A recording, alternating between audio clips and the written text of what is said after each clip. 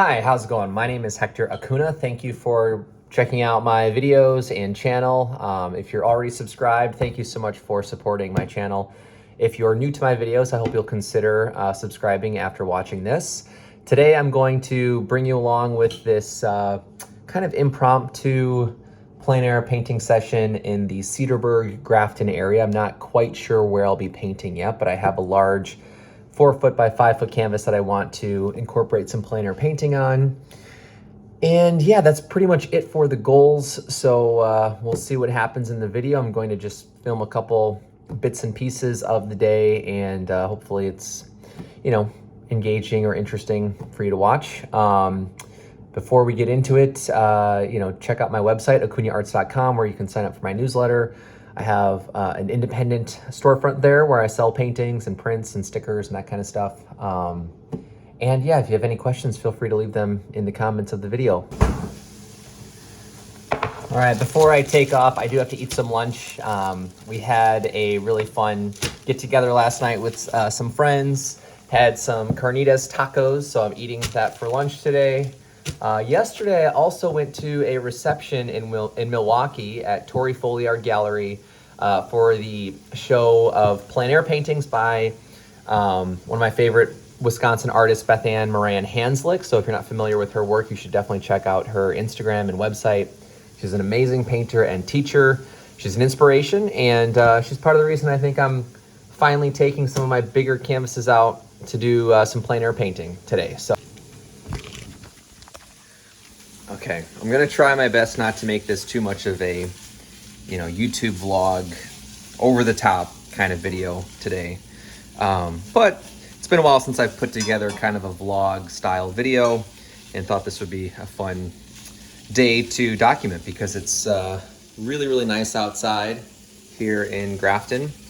While I'm talking about some artists that I really admire and who are inspiring, not only in the scale of their paintings for plein air, but also just in the way that they present themselves and, connect with their audiences in a very authentic and genuine way. There's another artist who I recently met at the Plein Air Convention and Expo that was in Cherokee, North Carolina, a few weeks ago. A new friend of mine, Turner Vinson, who's also on YouTube. If you're a plein air painting enthusiast, YouTube avid watcher, you're probably familiar with Turner Vinson's work, but if you're not, go search his name, find his channel. He does these incredible, really juicy, gestural, active plein air paintings, and he documents a lot of his process, which, you think about making a painting in plein air and how difficult that is, but then add recording the process, editing the videos, sharing all of that information just complicates the process even more. So it's very impressive what he does, and he's also an inspiration with what I would like to do in terms of sharing, my process. And anyway, so check out his channel as well. So while the meat is heating up on the pan, I can quickly show you the canvas that I'll be working on today. So this is my 4-foot by 5-foot canvas that will be included in my pop-up show in Cudahy this August. So if you're in Wisconsin in August, in the southeast Wisconsin area, come on out for my solo show. It's a weekend pop-up show.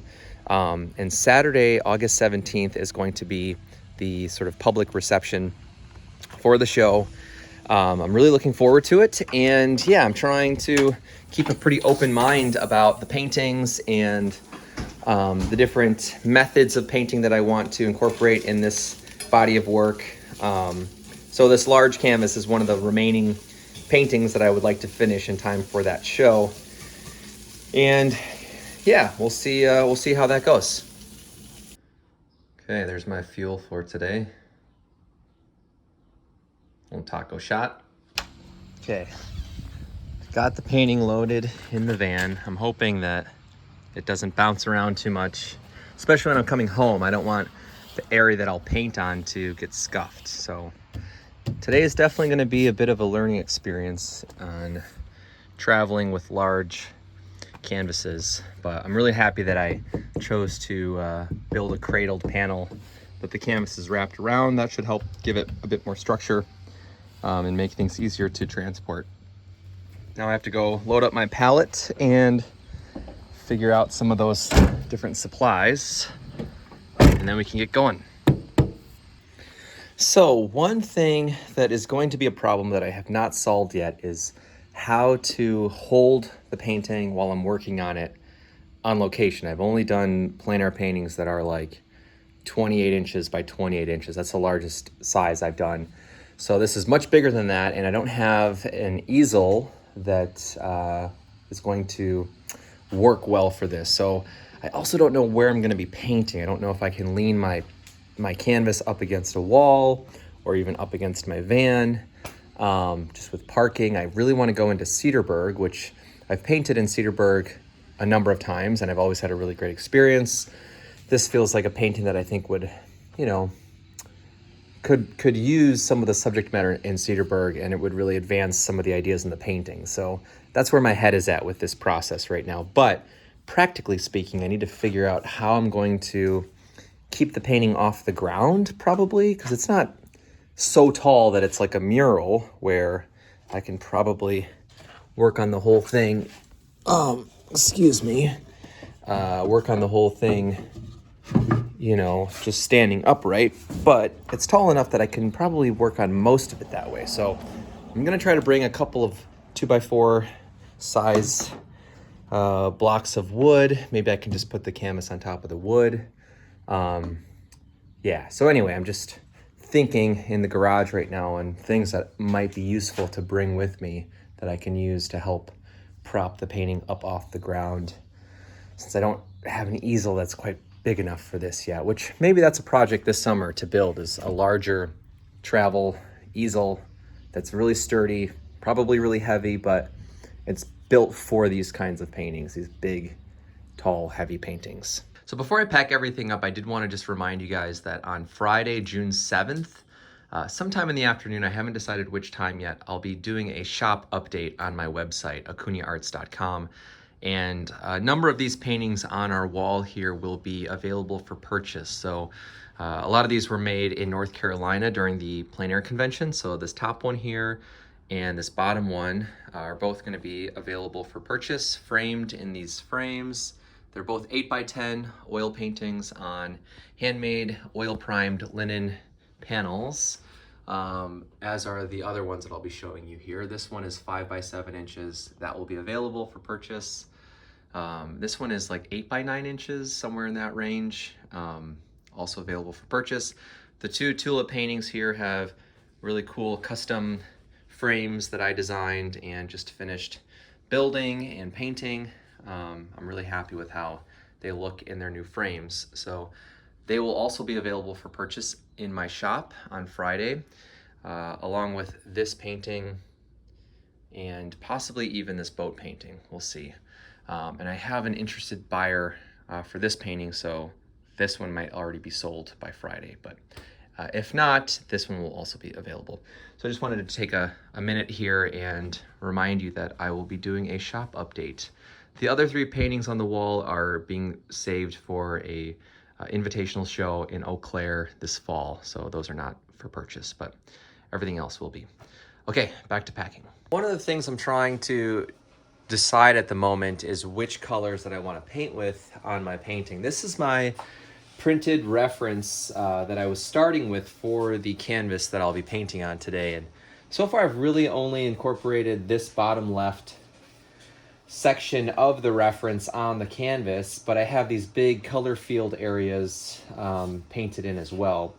Now, I decided pretty quickly after I started the painting that I didn't like this image, which is based on a smaller gouache painting or casein painting that I made over a year ago. And I'm going to scrap that idea and just incorporate some sort of plein air landscape scene in this area of the canvas. So because right now this is a large sort of orangey red field of color, I kind of want to keep more of a monochromatic color scheme with the plein air view that I'm going to pick. I don't want to complicate or create too much busyness in the painting, so I'm going to add some colors to my palette that fit that color scheme, and just load up the palette before I leave. That way I don't have to go with tubes and tubes of paint. So I'm gonna do that right now. And let's see here. I think we're gonna go with some cadmium red light, some alizarin permanent, probably burnt sienna as well. And I need more titanium white, which I think I'll bring some of the Utrecht stuff. And I might even have a tube in my backpack already, but I can always squirt out some more there. I'll need my, oops, my tripod is starting to move on us here. That's better. I'll need more of my oleo gel that I tube up from a larger can. My yellows look a little bit low.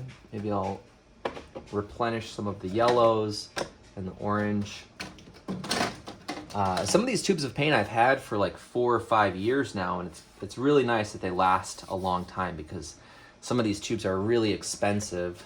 But when you're working on paintings as much as I've been working on them, and I think anybody who's been painting for like 10 years, you hit a point where you start using high quality paint and it's hard to go back to cheaper paint. So I try to always invest in the best paint that I can afford, so that my paintings are really rich in color when I want them to be. Okay, cadmium green looks a little bit low. I think my umbers are also a little low. Some of this is pretty dried out, so I should probably clear this off. This video is going to be a lot longer than I anticipated, but you know, maybe that's okay. Maybe that's what this video is supposed to be, right? So I'm really taking you guys behind the scenes today and sharing a bit more of the full process. It might look like I'm wasting paint here, but a lot of this is dried out or semi-dry, and when you're mixing your colors and you have these dried chunks of paint, it really throws everything off, and the texture isn't always what I'm after. So I'm just going to go ahead and put some new colors down here. A lot of this is all dried out. I brought this palette with me to North Carolina and I didn't even use it. You know, it took up a lot of space in my backpack, and I wish I would have just opted to leave it here and saved on weight and space. But, you know, I've always been the kind of person that just brings everything, and then if I need it, I have it. So I'm sure I'll continue to be that way for a long time. Let's get a lot of this dried paint off of here. Let's see, that's still pretty wet. That looks good. I'm gonna try to be careful. I usually wear gloves when I'm doing this because I'm dealing with cadmiums and other somewhat toxic pigments at times. Sometimes you can just peel off the skin of the paint, but a lot of this is dried almost all the way through, so I'm just gonna scoop a lot of this off for right now. This is also pretty dry. And you saw that I had peeled off a layer of like saran wrap that I usually keep on the palette to try to keep the paint from drying out. And it works, you know, if you're not painting for a few days or maybe a week, but the paint will still start to dry out a lot of times after a few weeks, and that's what happened here. I haven't used this palette for a few weeks. I think the last time I used it was when I was in Bratwoods working on this new series of paintings for the Art Servancy project. That's a year-long artist residency program that's local, and I'm partnered with a nature preserve that's really close to our house, so I've been painting there a lot this spring. Oh boy. See, some of this is still pretty usable, so I'm gonna try to just get the dried chunks out of here. I need to get a new can to put paint scraps in. And a lot of this is actually pretty dried out, so we're just gonna go ahead and scrape off a bunch of this. Some artists will just leave their paint and let it dry out in big piles, and I just don't think that's as practical as cleaning the whole palette off. At least for me, I prefer to have more room for fresh paint, you know, and more of a practical painter than maybe a romantic painter in that way. This is pretty dried out too. A lot of this is just really dry. I think this ultramarine blue's got to be pretty wet under this layer of the skin. This is showing you a lot more than I was originally planning, but whatever. Let's see, what else can I share with you as I'm doing this? Yeah, if you're not already up to date with my workshop schedule for the year, I'm still promoting a few workshops that I have partnered, lined up with a few different organizations across the country. I'm going to be in Iowa, in Dubuque, at the end of this month in June, so there's still time to sign up. I think we have a couple of spots still open. So if you know someone that's in that area of the country and they want to, get better at observational painting, whether that's plein air or the figure or still lifes, they just want to kind of up their game with painting from observation, please forward my website to them and they can find all of that information there. The other locations that I'll be teaching at, also with 4-day workshops, painting workshops, are going to be in Door County again, Gatlinburg, Tennessee, and then before that one, actually, I'll be in Whidbey Island, which is just off of Washington State. So that's in September. So yeah, if you're curious about my workshop schedule, check out my website, acunaarts.com, and you can find all of those dates listed on the homepage. Also, you can find more information about them on the teaching page of my website. So please check that out if you'd like to take a workshop with me. Okay, I think this can is pretty much as full as it's going to allow. I think most of this is probably okay to apply new paint on. Some of this stuff is kind of like, like your surfaces, where you start to become very particular about what you like and what you don't like. And with my palette, whenever I replenish the paint like this, I'm always dealing with, these dried little flakes of paint that I'm not, happy to deal with, because they get into the new paint. And then, like I said, if you want an area that's more smooth, you have to pick out these chunks of dried paint out of your painting or out of your pile of mixed paint on your palette. So whenever I do this, I try to get off as much of that dried, those little specks and flecks of paint as possible. Let's see here, if I can get a little bit more of this off here, that would be better. And I have another can from my oil ground that I was going to use.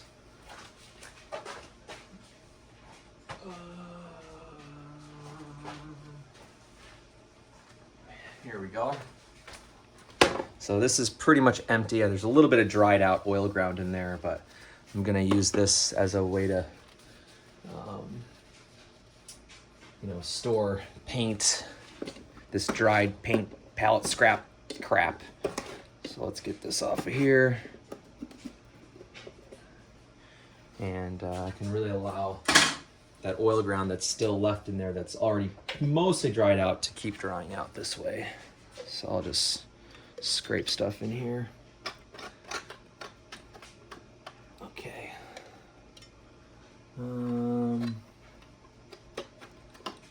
I think we're probably good to go. This is going to be a very long video, so you're getting, like I said, you're getting the full experience today. Okay, let's go ahead and reload the palette now. Let's get this one out of here. Set this down here. Go ahead and wipe this off.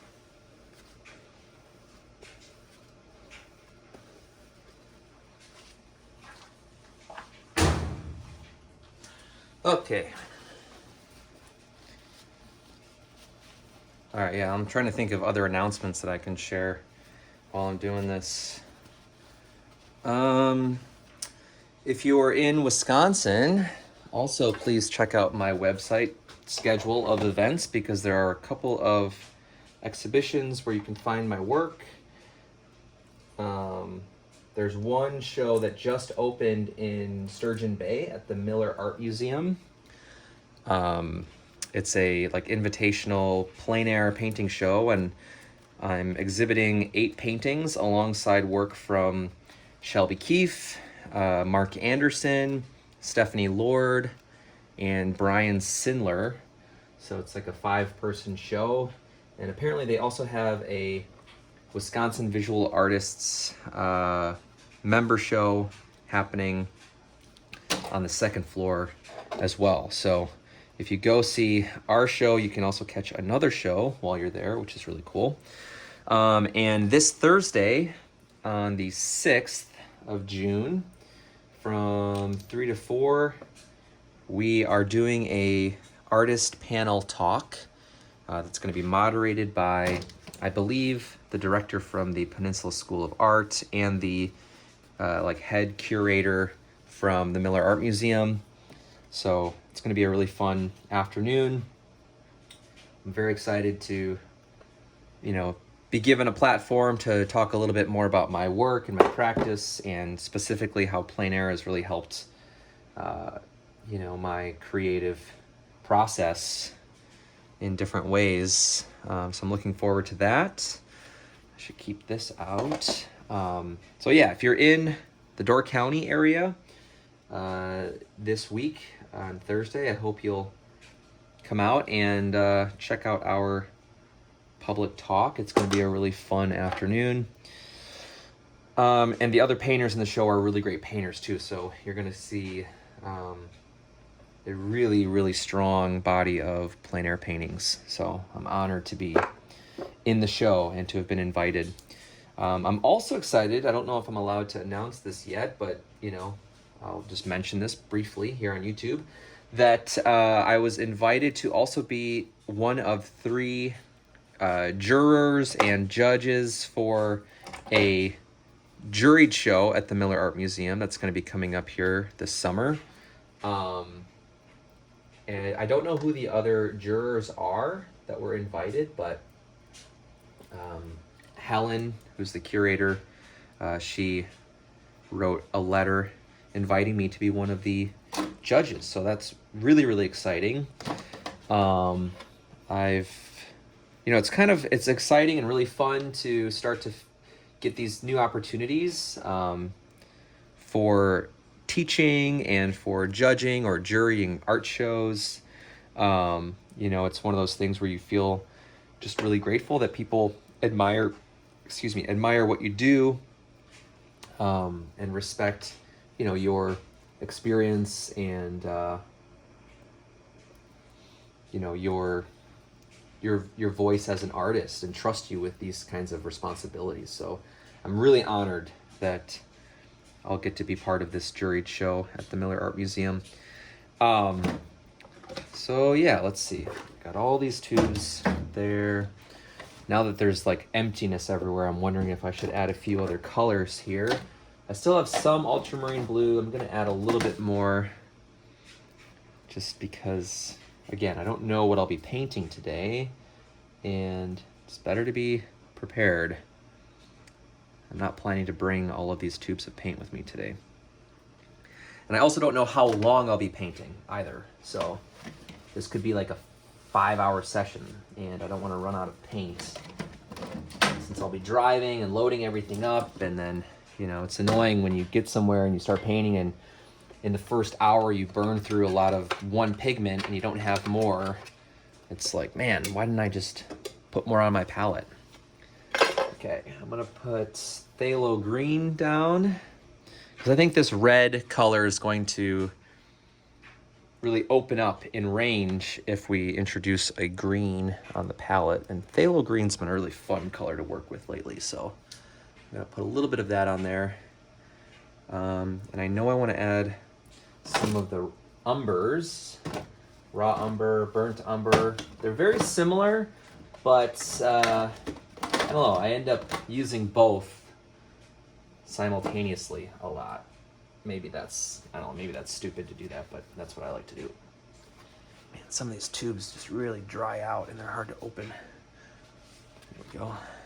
So this is Burnt Umber from Williamsburg, which I've had some, I don't know, I've noticed that sometimes the paint is a little grainy with the pigment, and I don't know, that sometimes that kind of gets in the way of my process, but it's not a big deal. And then I have some raw umber here as well.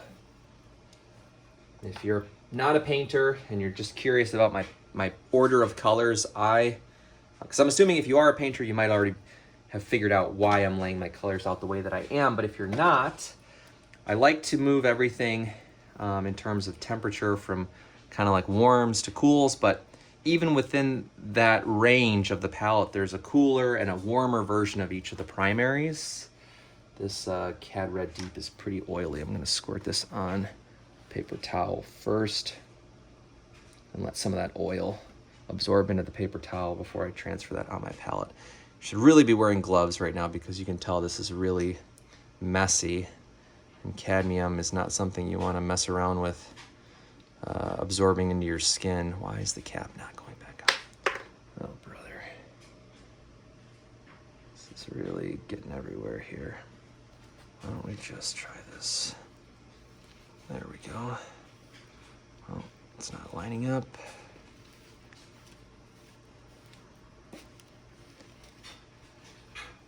For those of you who are not skipping this part of the video, props. I mean, this is not the most informative or interesting thing to watch, so thanks for, sticking through it. Okay, let's transfer this onto the palette now. Some of my paints that are super oily, this is what I like to do to kind of stiffen them up a little bit. Otherwise, just from a practicality standpoint, they'll run. Like the oil will drip on the palette, and I get somewhere and start painting and I have to like wipe the palette, or sometimes I don't, and then it messes up the other colors I have. At this point, it looks like I'm just doing a full replenish here on the palette. So now we're gonna put some yellow ochre down.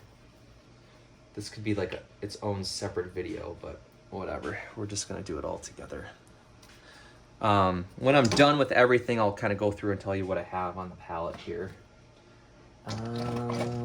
Where is the... there's a smaller tube somewhere in... There it is. A little bit of phthalo blue. Just a little bit, because that stuff is really strong. And then I do want to add in at least 1 or 2 grays. So I've been using this corner as like my neutral zone with warmer, cooler neutrals. Actually, I just tubed up a purple gray, which you can see here.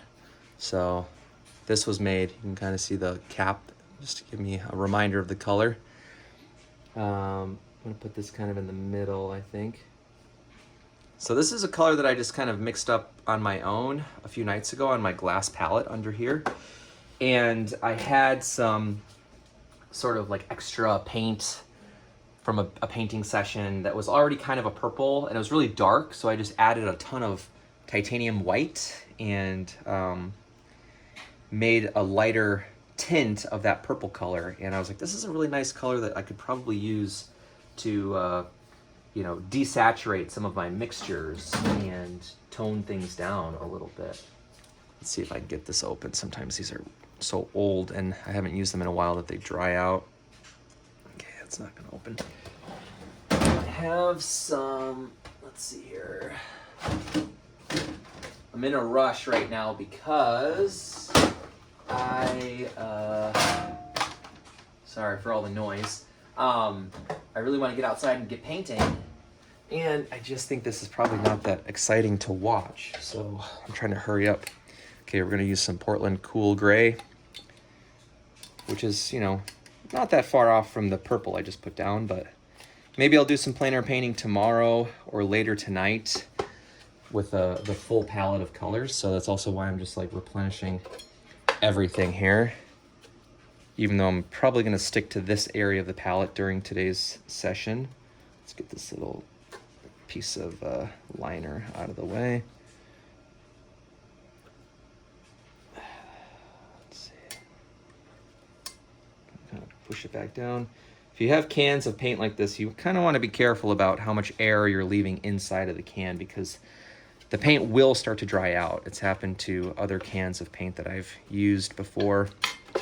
And you know, if you ever are applying for a grant or you have a lot of funds for paint, I highly recommend getting cans as opposed to tubes, because you get a lot more paint for your dollar this way. And it's really not that hard to tube up your own paint. So, I mean, these are blank, empty tubes, aluminum tubes that you can buy, and they're cheap. I mean, these are under $2, I would, if I'm remembering correctly. These are the bigger ones. They also have smaller ones. So when I buy a can of paint, a lot of times I'll just immediately retube it so that it's easier to travel with. It also doesn't dry out like it will if it's in the can, like I was just talking about. So I also kind of want to make a greenish gray at some point here soon. Let me change the amount of the video screen that I'm showing you here. Okay, yeah, the medium has to stay up. I think we're good now. So I can grab a couple gloves. Make sure I have a few fresh gloves to bring with me. Okay, before I pack up, so we have oleo gel here.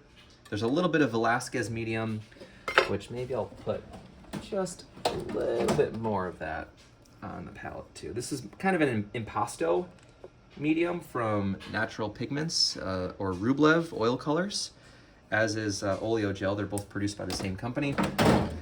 We have titanium zinc white from Utrecht, cadmium green, cadmium yellow light, cadmium yellow medium. So this is more of a cooler yellow, more of a warmer yellow. Then we have yellow ochre, cadmium orange, burnt sienna, cadmium red light, cadmium red deep, which I don't usually use, to be honest with you. I'm only putting it on the palette because this is a very warm, zone that I'm thinking about. Alizarin permanent, burnt umber, raw umber, Portland warm gray, my like homemade purpley gray, Portland cool gray, ultramarine blue, phthalo blue, and phthalo green. So that's my, palette of colors. It's pretty standard for me, I would say, over the last couple years. And before I pack up, I do need to take these rags and hang them up so they can start to dry out. So if you have a studio and you're working with oil paint, first of all, if you don't have good ventilation, get rid of Gamsol or any mineral spirit, because that stuff is toxic. Inside, I don't use any Gamsol. Occasionally, if I have a lot of paint in my brushes, I'll use a little bit of it to clean the brush and then wash it with soap and water. Otherwise, everything is solvent-free and alkyd-free in my process. So these are both natural organic mediums. But with your rags, you want to make sure that you're hanging these up so that they can dry, or laying them somewhere flat so they can dry out. Because if they're in a pile and they're all kind of bunched up, they're at higher risk of combusting and starting a fire. So if you're not aware of that, make sure that you're following some safe practices in that way. So I'm going to hang this up real quick. So honestly, that's one of my biggest fears, is that I'm going to burn down our house. So the goal is to make sure that that does not happen. Let me pull this off my tripod real quick. So palette is good to go. There's my fire can too. So a lot of my mostly dry or all the way dry rags go in there until I can dispose of them somewhere like at a municipal building. And I've got my backpack here. I got to load up some brushes, my palette box, paper towels, and then I can finally hit the road. So half an hour into the video and we're gonna finally be painting here pretty soon. Okay, it's a little loud right now, but I found this window right off of the main street in Cedarburg. I'm gonna try to incorporate into the painting, see how it goes. Okay, I've got my white charcoal kind of loose sketch in of the window here. You can get a sense of its size to the painting. Again, the canvas is 5 feet tall, so it gives you a little bit of a sense of scale here. And I was using my piece of wood level tool to keep everything fairly straight and level to the painting. It was working out really well. It's kind of a newer tool that I've been using, but get a sense of the initial, just sort of observational lock in there. You know, this isn't perfect to scale of what I'm looking at necessarily, but I try to get some of those really big interactions, like the big shadow shape there. You can kind of see that line on the canvas. This shape here, and like, you know, obviously some of these widths and heights on the window. This bottom portion here with like the little shelf overhang and the shadow was really challenging to get all of these different heights of those lines, but I've got a little bit of a reference to go off of, so I'm sure I'll change some of that stuff as we go. Now I'm going to mix up a palette with probably alizarin, my 2 cadmiums, maybe a little bit of cad orange and white. That will be like my highlight area. Sort of like these brighter planes of the trim. I'll probably do that with some of the brighter orange and red colors. So let's see how it goes. All right, these are my 5 colors I'll be starting with. This was the first pile I mixed up. It had alizarin, permanent, burnt umber, and titanium white. And then I made a cooler, more muted version with a little bit of the phthalo green. This is mixed with both cadmium reds, a little bit of alizarin and white. This is mixed with cadmium orange, cadmium red light, a little bit of cadmium yellow medium, and titanium white. And this has the Portland warm gray and a little bit of cadmium red light. So it's kind of a pinkish muted tone. I think I'm going to use that for a lot of the brick around the wall, because I want these planes of the trim to be with mostly this color here. So this is kind of my brightest, most saturated, and warmest color, so I'm going to save that for those areas. But I'm really going to try to stick to these initial colors for the painting and just see how far I can get. Okay, here's a little update on my progress. You can see some of those big shapes I'm trying to put in. It's been a lot of fun to really think about the temperature relationships and values that I'm noticing between these different shapes and how I can try to incorporate the palette I already selected into those relationships. I think that's been the really exciting part so far, but you can see them side by side. Okay, here's another update on my painting. I was just talking with this couple, Jerry and Mary. They're really nice, and while we were chatting, you can see all this water on my painting.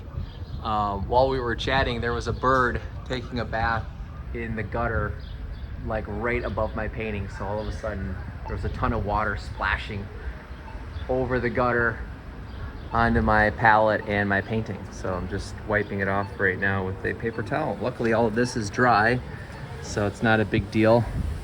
But that's a first for me for plein air painting. And wipe all this off now. Okay, and I can get back to work.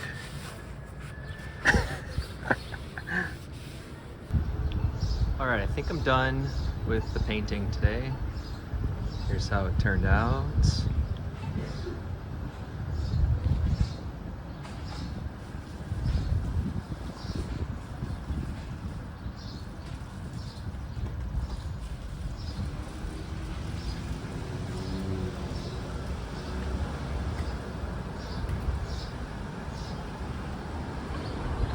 Here's my palette.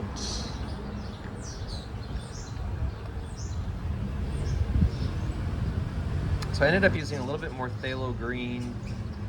Otherwise, everything was the same, and a little bit of cad yellow medium. I think those are the 2 colors I used a little bit more of on top of the initial piles that I had mixed up. But here's a little side-by-side view. It was fun. It was fun painting to make. So I'll have to figure out what else to do on the canvas. I like how it's adding this new depth. Like it makes this red wall feel like part of a building now, which is kind of cool. It's almost like creating a new building or an interior space, you know. So there's this cool tension now between interior and exterior space, and I like all of the warm interactions of color in that new upper left part of the painting. So I think that's going to be it for the video today. I'll do a closing little statement here. All right, all clean, ready for the next session. My titanium white was moving around a lot actually too, so gotta be careful about that.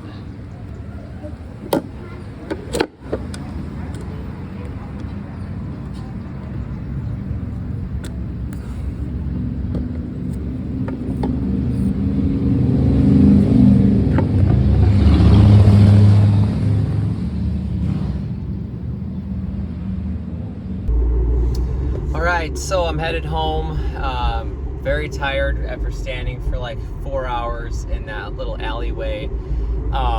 Had a really nice day. I got to meet a lot of really cool people, and I heard a lot of nice compliments on my painting.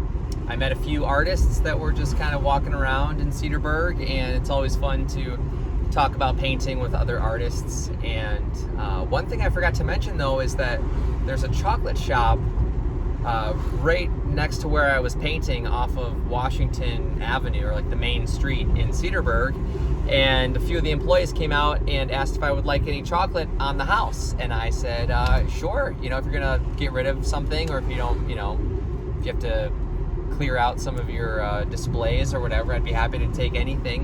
And they said, oh sure, and went back in, came back with a bag full of chocolate, and it's currently buried in my backpack. Otherwise I would show you the free chocolate I got. And anyway, so I'm driving home right now, which is only maybe like 8 minutes away from where I was painting.